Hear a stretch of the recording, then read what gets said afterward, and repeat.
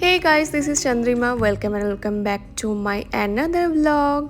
আর আজকের ব্লগটা শুরু করছি কলকাতার নিউ টাউন থেকে, কারণ কালকে আমাদের ফিরে যাওয়ার পালা, দুবাই ফিরে যাওয়ার পালা। তাই আজকে আমরা চলে এসেছি কলকাতার বাড়িতে। আর তারপর যেটা হয়, ফিরে যাওয়ার আগে বেশ কিছু কাজকর্ম, কেনাকাটা সব কিছু থাকে। তো সব মিলিয়ে বেশ অনেকটা রাত হয়ে গেল, 11:30 মতো বাজে রাত। তো আমরা চলে এসেছি আমাদের বাড়ির পাশে একটা সুন্দর স্যাভরি বলে রেস্টুরেন্ট আছে, যেটা একদম ওপেন রাস্তার ওপরে, যেটা আমাদের খুব ফেভারিট। তো সেখানে ডিনার করে এখন বাড়ি ফিরছি। আর বাঁদিকে দেখো কি সুন্দর অমলতাস ফুটেছে। এই নিউ টাউনের পুরো রাস্তাটা জুড়েই না এরকম ফুটেছে। আর রাত্রেবেলা এদিকটা এমনি বেশ ফাঁকা ফাঁকা থাকে, তাই প্রচণ্ড গরম। তা সত্ত্বেও আমরা হেঁটে হেঁটে বাড়ি ফিরে এলাম। আর ফিরে এসে তারপর আর ব্লগ করার মতো এনার্জি ছিল না, তাই ডিরেক্ট আমরা তার পরের দিন সন্ধেবেলায় চলে এলাম এয়ারপোর্টে, কারণ আজ আমাদের ফ্লাইট। অ্যান্ড দেখতেই পাচ্ছ কতগুলো নিয়ে ফিরছি, নিয়ে এসেছিলাম একটা, কিন্তু নিয়ে ফিরছি অনেক। এনিওয়াইজ, তো সমস্ত ফর্মালিটিস মিটিয়ে আমরা এখন চলে এসেছি গেটের কাছে। কিন্তু এবার যে দৃশ্যটা দেখছো, সেই দৃশ্য আমার মনে হয় না তোমরা আগে দেখেছো। হ্যাঁ, এটাই সেই বিরল দৃশ্য যেখানে আমি এয়ারপোর্টে গেটের পাশে বসে ঠোঙা করে আলুর চপ খাচ্ছি। আসলে ফিরে গিয়ে তো আর পাবো না, তাই লোভ সামলানো গেল না। আমরা আসলে মিষ্টি আনতে নেমেছিলাম, আমাদের দুবাইয়ে কিছু বন্ধু বান্ধবদের জন্য। তো সেখানে মিষ্টির দোকান থেকেই আমরা বেশ কয়েকটা আলুর চপও উঠিয়ে নিয়েছিলাম। তো এনিওয়েজ, আলুর চপ টপ খেয়ে এখন আমরা ফ্লাইটে উঠে পড়েছি, বোর্ড করে গেছি। দেখতেই পাচ্ছ সামনে বেশ খানিকটা ট্রাফিক, যেটা হয় লোকজনের ব্যাগপত্র রাখতে একটু টাইম লাগে। তারপর সব মিটিয়ে আমরা বসে গেলাম আমাদের সিটে। এরপর ওই স্ক্রিনটা নিয়ে একটু খুটখাট করছিলাম, যেরকম এখানে আসার সময়ও তোমাদের দেখিয়েছিলাম যে সামনে এদের ক্যামেরা থাকে, তো পুরোটাই দেখা যায়, এবং এখানে ওয়াইফাই কানেকশানও ছিল। তো সব কিছু করতে করতে এখন আমাদের ফ্লাইট টেক অফ করে গেল। সেই চেনা পরিচিত শহরটাকে এই মোমেন্টে টাটা বাই বাই বলার পালা। তো বেশ মন খারাপও হচ্ছিল, কিন্তু না, আবার বাড়ি ফিরবো, এখন যেটা বাড়ি বানিয়েছি, তো সেটা ফেরারও একটা আনন্দ হচ্ছিল।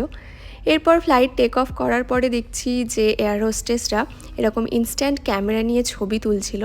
তো আমরাও, এটা বেসিক্যালি এমিরেটসে তোলে, তো আমরাও ওনাদেরকে রিকোয়েস্ট করে একখানা ছবি তুলে নিলাম। আর তারপরে ওয়াশরুম এলাম, কারণ তোমাদেরকে দেখাবো এমিরেটস এয়ারলাইনের ওয়াশরুমটা ঠিক কীরকম হয়, পুরো ডিটেলস দেখাবো বলেই এলাম। তো একদমই লুকটা পুরোটা যেটা সামনে দেখালাম এরকম।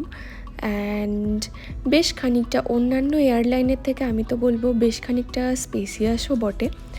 আর তার সাথে ঢুকে একদমই এরকম নো স্মোকিং, কোনো এখানে স্মোকিং ই সিগারেট হোক বা নর্মাল হোক করা যায় না। আর ঢোকার পরে এটা হচ্ছে লকটা, দেখতেই পাচ্ছ অ্যারো চিহ্নটা যেদিকে, সেখানে লকের সাইন দেওয়া আছে। তো ওদিকে ঘোরালে ওটা লকড হয়ে যাবে, এবং ডান দিকে ঘোরালে ইভেনচুয়ালি আবার ওটা ওপেন হয়ে যাবে। তার সাথে একটা বেসিন এরিয়া আছে, দেখতেই পেলে লিকুইড সোপ। আর দুটো কল আছে, যেটা জল বেরোয়, একটা রেড একটা ব্লু দেখছো। তো রেডটা প্রেস করলে গরম জল হট ওয়াটার, আর ব্লুটাতে কোল্ড ওয়াটার বেরোবে। এরপর ধোয়ার পরে হাত মোছার জন্য টিস্যুও দেওয়া আছে। আর শুধু তাই নয়, এরকম এখানে বডি লোশনও দেওয়া আছে। ফ্লাইটে বেশ খানিক্ষণ থাকার পরে স্কিন বেশ ড্রাই ফিল হয়, তাই ময়েশ্চারাইজার ভুলে গেলেও কোনো প্রবলেম নেই। এরকম ময়েশ্চারাইজার নিয়ে ভালো করে স্কিন ময়েশ্চারাইজ করা যেতে পারে।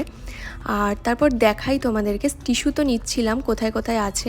এরকম ওপরের দিকে টিস্যু আছে, আর তার সাথে ছোট ছোট কাপও আছে।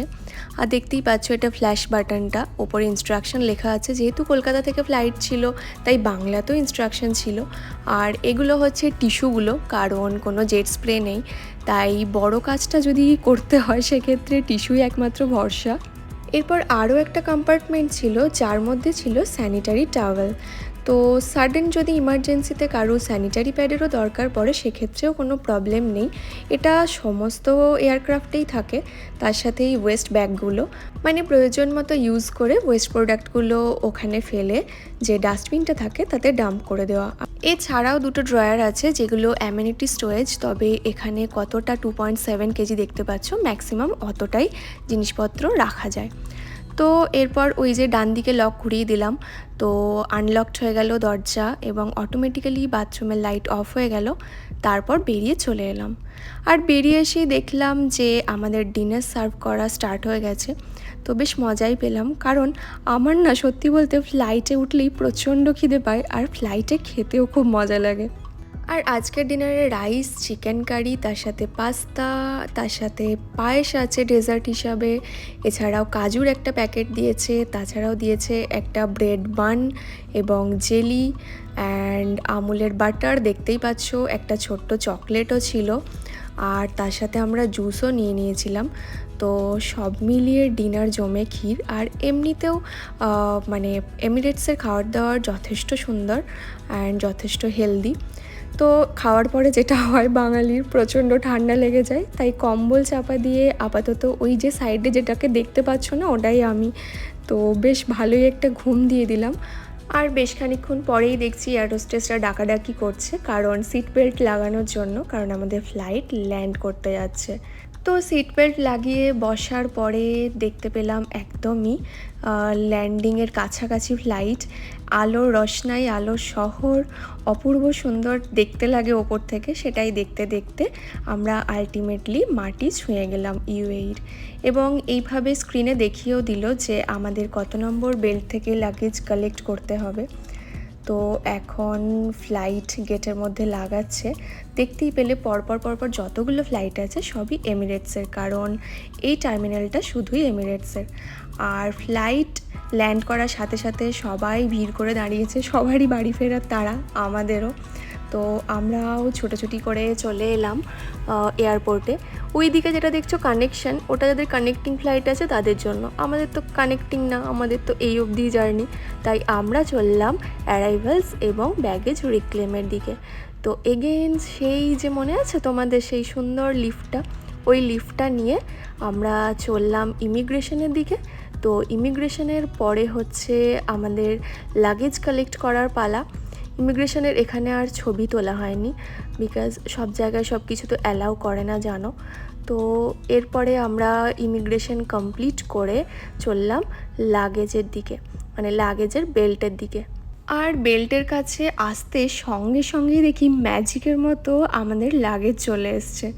ওই যে ব্লু ট্রলিটা, ওইদিকে অমিও এখন ছুটছে ওই ট্রলিটাকে ধরবে বলে। তবে বেশ ভারী ট্রলিটা, কারণ আসার সময় বাসমতি চাল থেকে, মানে ওই যে গোবিন্দভোগ চাল হয় না, সেই গোবিন্দভোগ চাল থেকে ছাতু কিছুই বাদ দিইনি, যেটা হয় আর কি বাড়ি থেকে ফেরার সময়। তাই বেশ কষ্টই হলো ওর সব কিছু তুলতে। এনিওয়েজ সব কিছু কমপ্লিট করে সব কিছু নিয়ে আমরা এখন চললাম বাড়ির দিকে, মানে এয়ারপোর্ট থেকে বাড়ির উদ্দেশ্যে রওনার জন্য প্রথমেই চলে এলাম ট্যাক্সি স্ট্যান্ডের দিকে, কারণ অনেকটা রাত, এখন আর মেট্রো পাওয়া যাবে না। আদারওয়াইজ মেট্রো তো আমাদের খুবই ভালো কানেক্টিভিটি এখানে, তোমরা আগেই দেখেছো। তো আজকে আর মেট্রোর গল্প নেই, আজকে ট্যাক্সি নিয়ে আমরা চললাম বাড়ির দিকে। আর যেতে যেতে সেই পরিচিত মানে স্কাইলাইন্স বলো যাই বলো, যে শহরটা 6 মাসে বেশ খানিকটা আপন হয়ে গেছে, সেই শহরে আবার ফেরা। বাড়ি, বাবা মা, আত্মীয় পরিজন, ভাই বোন, সবার জন্য অনেকটা মন খারাপ অবশ্যই, কিন্তু তার সাথে এই দেশ, এই শহর যেটা এই 6 মাসে বেশ খানিকটা আপন হয়ে উঠেছে, তো সেখানে ফেরার একটা আলাদা স্বস্তি শান্তিও হচ্ছিল। আর সব থেকে বড় কথা, দেখতেই পাচ্ছ তোমরা রাস্তা থেকে রাত্রেবেলায় মেন দুবাইয়ের কি অপূর্ব ভিউ। দুবাই মিউজিয়াম থেকে বুর্জ খালিফা সমস্ত কিছুর অপূর্ব ভিউ পাওয়া যাচ্ছিল, তাই ভাবলাম তোমাদের সাথেও একটু শেয়ার করে নিই।